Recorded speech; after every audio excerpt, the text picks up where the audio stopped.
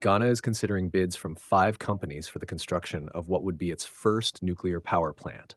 The companies are France's EDF, US-based NuScale Power and Regnum Technology Group, China National Nuclear Corporation, South Korea's KEPCO and its subsidiary Korea Hydro Nuclear Power Corporation, and Russia's Rosatom.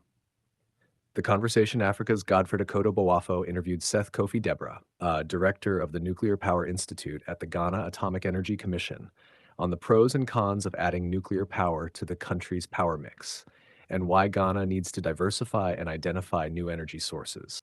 For those of you who haven't subscribed to our channel, please do so now. We are aiming to reach 30,000 subscribers by the end of the month.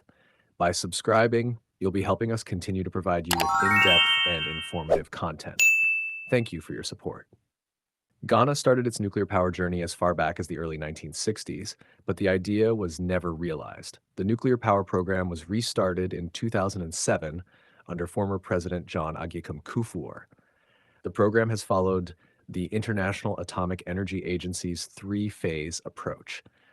Ghana is now at phase 2, vendor selection and site preparation. The plant, which is expected to be constructed along the coast of the country, is planned to come online in early 2030. Nuclear power plants have proven to be among the cheapest sources of electricity around the world. Even though nuclear has a huge upfront financial burden, its long lifespan, over 60 years, and low running cost make it one of the cheapest baseload sources of electricity. Around the world, advanced countries seek financial support for their nuclear projects. There are various models to finance nuclear power plant procurement, including the option of a public-private partnership. Ghana already operates one of the few radioactive waste storage facilities in Africa. This means that when Ghana builds a nuclear power plant, it will already have capacity in nuclear waste management. Radioactive waste management, which deals with nuclear waste, is an issue that needs to be addressed in the early stages of planning a nuclear plant. This is evident in the International Atomic Energy Agency milestone approach, which most countries follow to develop a nuclear program. It shows all the 19 infrastructure issues that need to be addressed throughout the 3-phased approach. It is the only power plant that is responsible for dealing with its waste after its lifetime. In effect, it is the only power plant that plans and pays for its waste management during operation and post-operation, with dedicated funds for waste management. The costs of managing nuclear waste and the nuclear power plant's decommissioning at the end of its operating life are included in the nuclear power plant tariff. This is a safety requirement as enshrined in the International Atomic Energy Agency safety standards. Furthermore, the country of origin has strict regulations about decommissioning, which have to be adhered to by nuclear power plant owners.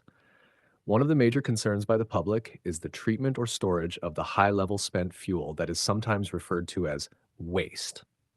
High-level spent fuel is the fuel that has been used up through irradiation. These used fuels usually have over 90% usable fuel that can be reused through reprocessing. The country's industrialization ambitions, fuel constraints, limited resources, climate conditions, and international commitments to climate change mitigation are among the factors driving Ghana to include nuclear power in the energy mix. Nuclear power is available all year round, making it reliable. The nuclear power plant is expected to operate as a baseload plant with a capacity factor of about 92%. A conventional nuclear power plant typically operates for 92% of a calendar year compared to 54% for natural gas power plants, 24% for solar, and 34% for wind power plants. Demand for electricity is growing across the nation. Currently, 84% of the population has access to electricity but may not be connected to the electrical grid.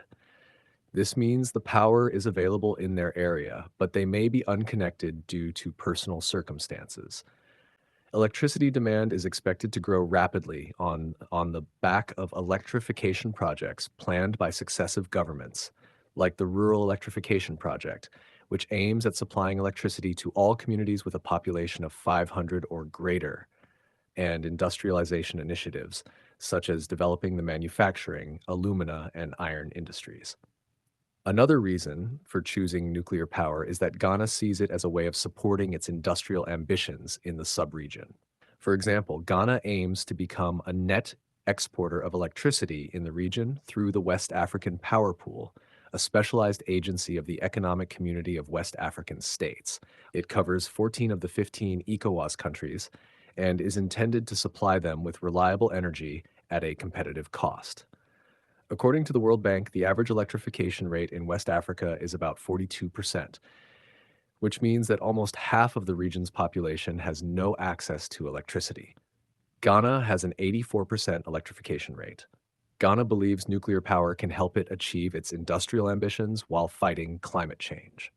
As a signatory to the Paris Agreement, Ghana has an international obligation to reduce greenhouse gas emissions.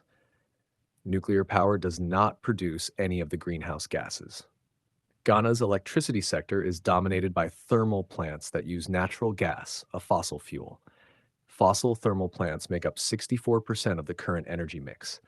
This is an overdependence on a single fuel source. Natural gas has competing uses in different sectors, so there are frequent fuel shortages. And the price of natural gas is set by international markets, which leads to price volatility. Ghana has its own source of natural gas, but these reserves are expected to start declining by 2028. Ghana's current energy mix is made up of 1,584 megawatts installed capacity of hydro, 3,758 megawatts of thermal power plants, mostly powered by natural gas, and 112 megawatts of solar generation. But the dependable capacity of renewables is non-existent since the source of their power generation is variable. The dependable capacity of the energy mix of a country matters a great deal. The energy mix must have strong baseload capacity before renewables are considered to ensure reliability. No industrialized nation developed its economy based on variable generation of electricity. They needed a reliable backbone that could be depended on at all times. European countries used natural gas, coal, hydro, or nuclear as their baseload capacity and added on variable renewables. If Ghana wants to exploit its natural resources and become an industrial giant, it needs sustainable, reliable, and affordable baseload electricity. That can be found in a source like nuclear. Ghana doesn't have many other energy options. It has good sources of hydro, but most have already been exploited. Potential small dams are being affected by climate change or variability and illegal mining, and the economic justification for more small hydro plants is in doubt. If today is your first time watching this channel or you are returning to this channel for the exciting content, please subscribe to the channel for more educative and developmental projects across Ghana and Africa as a whole. Do you want to know about the state of a project in Africa? Then make sure to like and comment the name of the project you would like us to talk about and its current state.